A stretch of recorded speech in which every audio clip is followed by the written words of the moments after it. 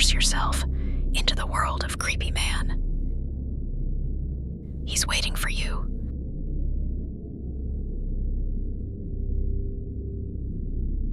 I never believed in ghosts, but what happened to me and my husband on our honeymoon at Wee Island changed everything.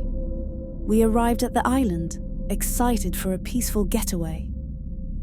Unaware of the horror that awaited us, the island was breathtaking, pristine beaches, fewer tourists, and the perfect setting for our romantic getaway.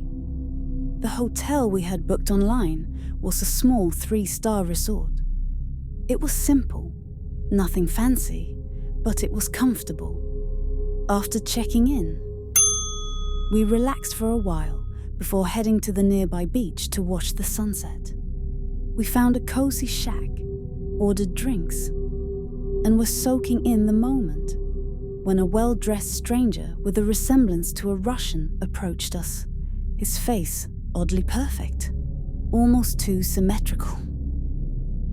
"You guys here for your honeymoon?" he asked.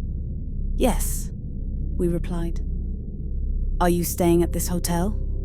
"Yeah."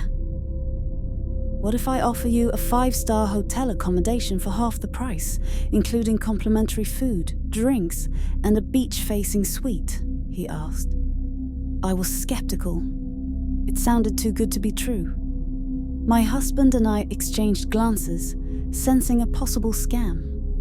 The stranger, reading our expressions, reassured us. "Don't worry, I'm not scamming you. We just launched a new hotel, and a newlywed couple would be the best guests. You don't need to pay now, just at checkout, and only if you're satisfied with our hospitality." He showed us pictures of the resort, and I had to admit, the place looked stunning. Eventually, we agreed, cancelled our previous booking, and followed him to the new hotel. Upon arrival, we were welcomed with refreshing drinks. Everything seemed perfect until I whispered to my husband that we were the only guests there. It was strange. When he asked the staff about it, they explained that the hotel had just opened the previous day, and, since it was the off-season, we were their first guests. It seemed plausible, so he brushed off them concerns. Our suite was luxurious, the view spectacular. My husband was absolutely delighted with the decision, but I still felt uneasy. I pointed out that every hotel staff member seemed to resemble the stranger who had brought us here. My husband chuckled, teasing me for overthinking things. As the day passed, we realized something disturbing. If you've made it this far, we know you're hooked. Every Friday, we bring you spine-chilling real-life horror stories, and your support helps us keep the terror alive. If you're loving the scares, don't forget to like, share, and subscribe, and hit the bell icon so you never miss a nightmare. Now, let's dive back in, because the real nightmare is just beginning. Whenever we tried to leave the property, we were subtly stopped. A staff member would conveniently appear, offering complimentary drinks, a relaxing massage, or some other enticing distraction.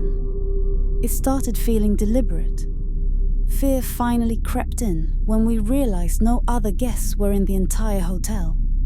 The silence was deafening. That evening, I confronted my husband. "Why did we come to Wee Island? To sit in a room? Have you noticed that every time we try to leave, they stop us?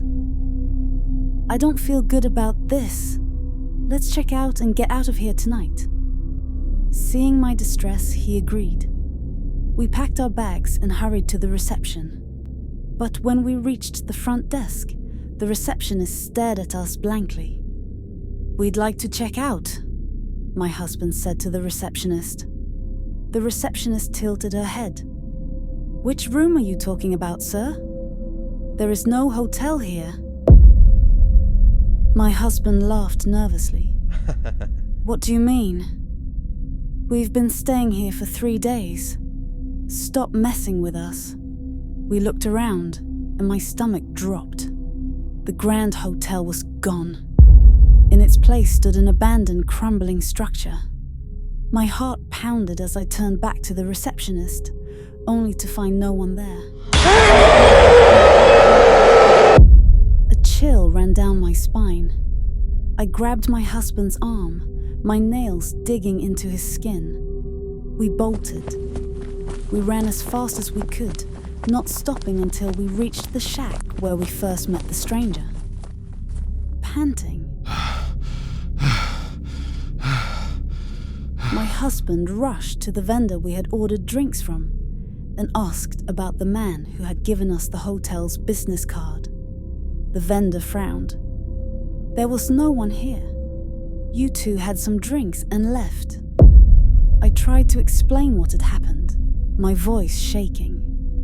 The vendor's face paled. Did you go to the abandoned building on Suma Beach? We nodded, and he looked horrified. You're lucky to have come back alive. He told us the legend. Years ago, a Russian man opened a 5-star hotel on the island. Everything was fine until he attempted to assault one of the workers' daughters. Enraged, the workers killed him and buried him on the property. Since then, people who ventured there disappeared. Some claim to have seen the Russian man's ghost at night, luring visitors into his cursed hotel before killing them. People who accepted his invitation never returned. You're lucky you escaped, the vendor said gravely. We were beyond terrified. That night, we cancelled all our plans, booked the next available flight, and left the island immediately. But the horror didn't end there. To this day, my husband wakes up screaming. Ah! He hears the Russian man's voice in his dreams, whispering, calling him back to Wee Island. We hope you enjoyed this chilling story. But don't leave just yet. We've handpicked 2 terrifying episodes for you on the end screen, and trust us, you don't want to miss them. The episode on the right follows Emily, who moves into a new apartment and stumbles upon an old camera with a forgotten roll of film. But each photo unveils something terrifying: shadowy figures, eerie reflections, and a haunting secret that won't stay buried. Will she escape the horror, or become its next victim?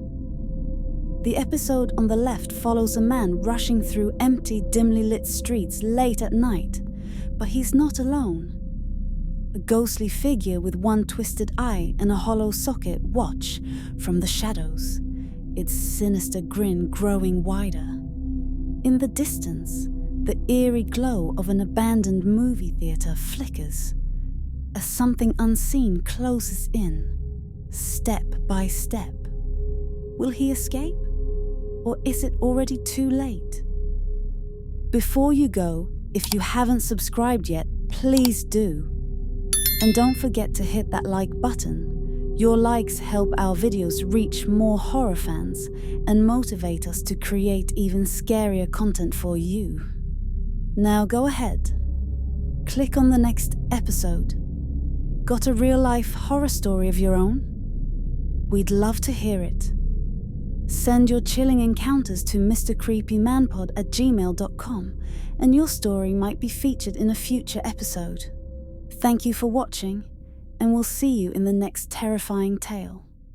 Until then, stay safe and don't look behind you.